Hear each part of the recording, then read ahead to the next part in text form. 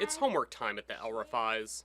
No one in this Arabic-speaking household ever thought English would be so important, or that they'd be calling a U.S. neighborhood in Chicago, Illinois, home. But that was before the bomb, they say, took away their home in Homs, Syria.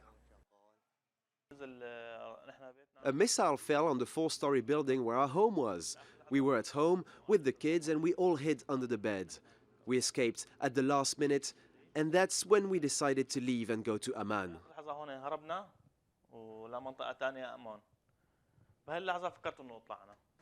The family fled, first spending 13 months in a refugee camp in Jordan.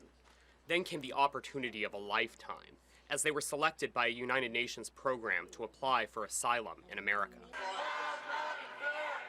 According to polling in the wake of the terror attacks on Paris, most Americans now fear allowing Syrian refugees into the U.S. The Republican-controlled U.S. House of Representatives joined 30 Republican state governors in taking action to attempt to ban the 10,000 Syrian refugees that America had just committed to accepting.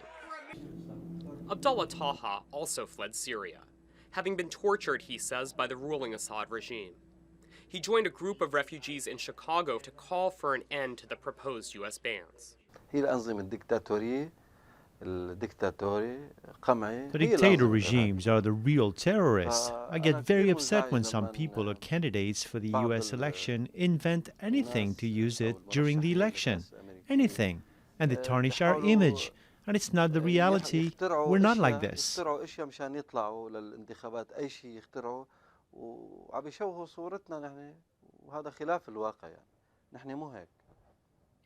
U.S. Congresswoman Jan Schakowsky joined the refugees in pleading for public understanding and acceptance.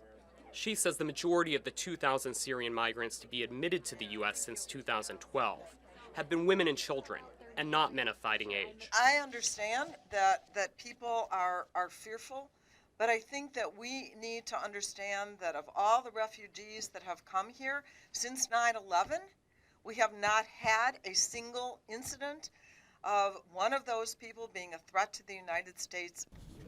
Back at the El Rafai house, Safa says she hopes that as Americans debate accepting more Syrians, that they will think of their own children. Just like any mother who loves her children and wants to see them sleep peacefully, so do I. Just like any mother who wants to feed her children, so do I. An emotional appeal from one of the first 18 families to go from being Syrian refugees to Chicagoans.